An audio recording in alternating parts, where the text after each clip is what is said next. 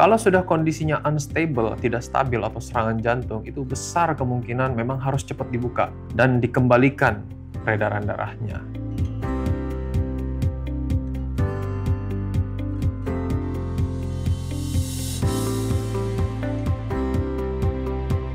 Jadi kita tahu yang namanya pemasangan ring itu kan untuk ngobatin penyempitan jantung ya, atau tepatnya penyakit jantung koroner yang disebabkan oleh aterosklerosis atau plak lemak aterosklerosis. Nah, penyakit jantung koroner atau aterosklerosis itu sampai ke kita, ke dokter, itu bisa dalam dua bentuk. Bentuk yang stabil sama bentuk yang nggak stabil nih. Gitu. Kalau bentuk yang stabil tuh suatu penyempitan yang sifatnya kronis, lama-lama memberat, mulai timbul gejala dan lain-lain. Kalau yang nggak stabil, serangan jantung. Serangan jantung, udah ada plaknya dulu, suatu ketika plaknya memberat dengan cepat atau tersumbat karena bekuan darah. Nah, jadi mampetnya dari 80% tiba-tiba 100. Nah, itu kondisi nggak stabil. Nah, kita balik ke tadi, kapan sih harus dilakukan pemasangan ring? Kalau sudah kondisinya unstable, tidak stabil atau serangan jantung, itu besar kemungkinan memang harus cepat dibuka dan dikembalikan peredaran darahnya. Gitu. Jadi nomor satu, pada kondisi tidak stabil atau kondisi serangan jantung, semakin cepat kita mengembalikan aliran darah atau melakukan pemasangan ring, semakin cepat juga kita menyelamatkan otot jantung gitu dari kerusakan karena nggak dapat suplai darah. Itu kondisi yang tidak stabil gitu. Nah, sekarang subset satunya nih, kondisi yang stabil. Kapan sih kita harus mulai mikir, oh ini penyumbatan jantungnya kapan sih butuh pasang ring? Nah, ini kita bisa bagi jadi dua hal lagi sebenarnya, secara keluhan dan secara prognosis gitu.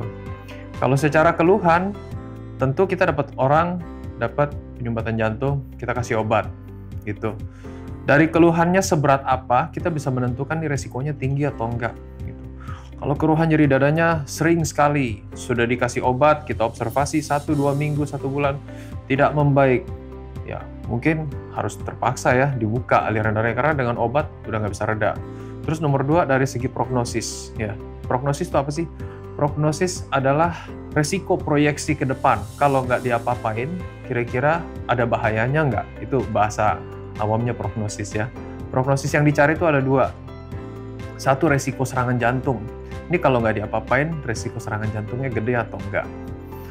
Nomor 2 adalah resiko dari penurunan fungsi jantung, atau dari yang namanya tadinya penyempitan jantung, ototnya masih bagus, pelan-pelan turun ke kondisi otot jantung melemah atau gagal jantung. Kalau ada resiko ke situ, mulai ada karena penyempitannya makin berat, otomatis ya harus dibuka juga. Jadi untuk prognosis dan untuk gejala. Kalau dari dua-duanya ini ada tanda resiko tinggi, nah itu sudah indikasi untuk dilakukan tindakan.